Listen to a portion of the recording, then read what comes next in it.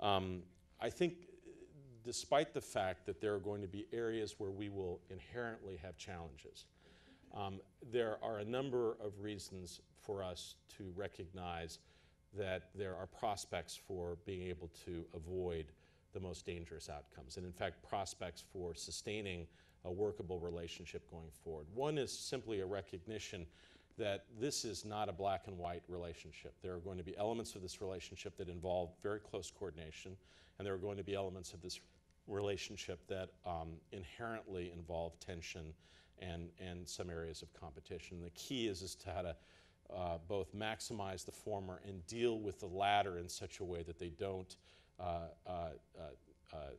escalate into competition and other kinds of conflicts that could really not only render enormous problems for the United States and China, but a larger Asia-Pacific region as a whole. The fact that in many respects our economies are so interconnected, at least over the course of the next 10 to 15 years, I think will serve as a ballast for this relationship. And indeed, one of the things I've seen over the course, just again being outside of government, that there is a ballast in the U.S.-China relationship that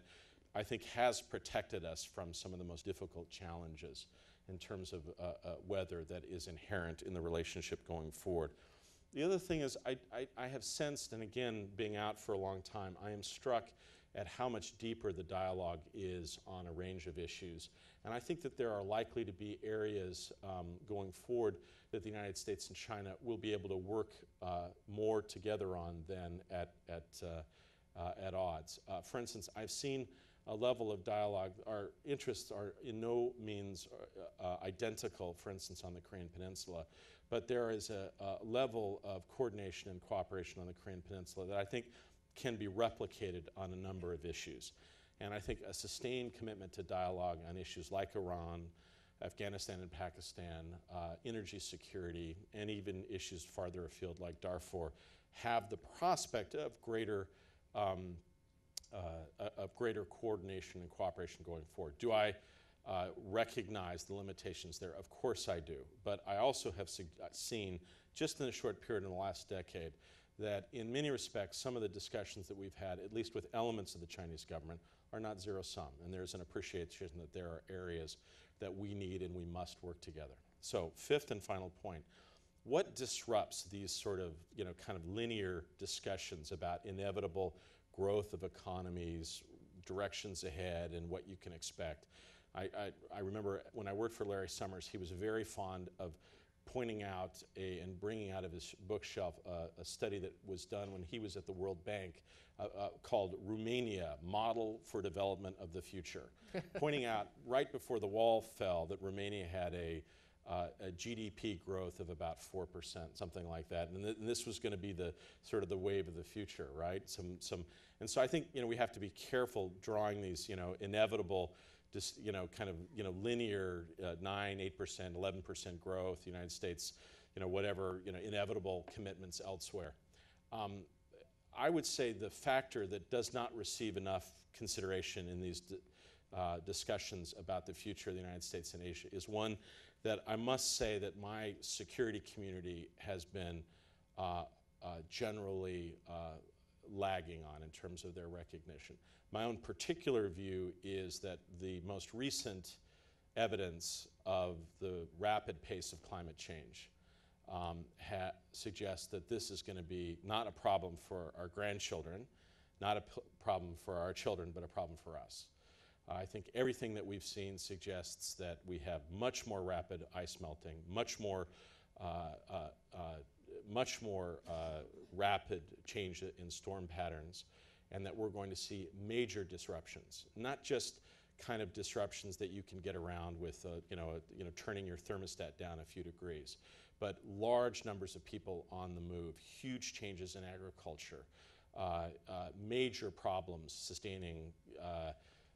global commitments to trade and to openness if these trends continue. And so for my own personal view, I think that the most important national security challenge that we may face over the course of the next 20 to 30 years may turn out to be climate change. And I don't think that there is enough of a recognition that climate change is not just a humanitarian issue, it's not simply an issue associated with energy security. It is a national security issue. It will trigger the very kinds of things that we have to respond to on a regular basis. I recall a couple of months ago in the transition, we had a kind of a dialogue with our good friends in the Navy, and they were extremely excited by some aspect of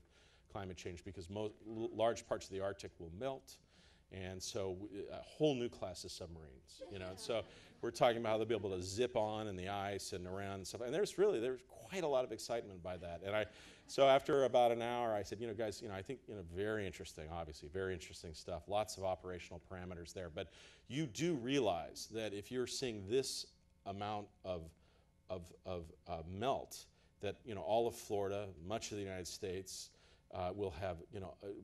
underwater huge environmental catastrophe. You recognize that, and I remember a very senior admiral said, "Now look, the melting of the ice, I think that could happen, but all this flooding, that's all completely uncertain. That hasn't been proved." And so sort of a 1 to 2. So my simple statement is, I do think that some of the challenges that are completely unrelated to military power, the path and pace of democratization, issues associated with focus elsewhere on the globe, could be completely overwhelmed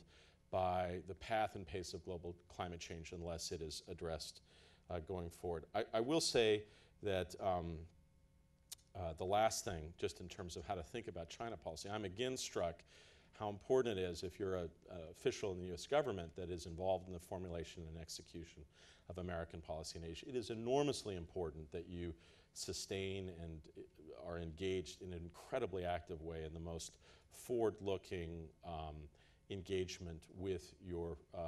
interlocutors in Beijing. But it is equally important that you are deeply engaged in a whole host of dialogues outside of China, and that you work closely and hard with the new Japanese government, that you try to sustain trust with South Korea. I think one of the things that you will have noted going forward, that there is an active, very clear commitment on the part of the Obama administration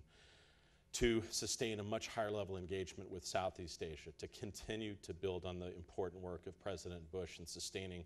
a strong relationship with Australia, to try to work more closely with New Zealand, a country that has been sort of out in the cold for many years, and to work with India, an arriving state, not just in South Asia, but in East Asia as well. Those are the factors and features that I think must animate a strong and committed Asia policy going forward. With that, all I would say, though, is that this is probably the most challenging issue that American policymakers will face over the course of the next 20 or 30 years.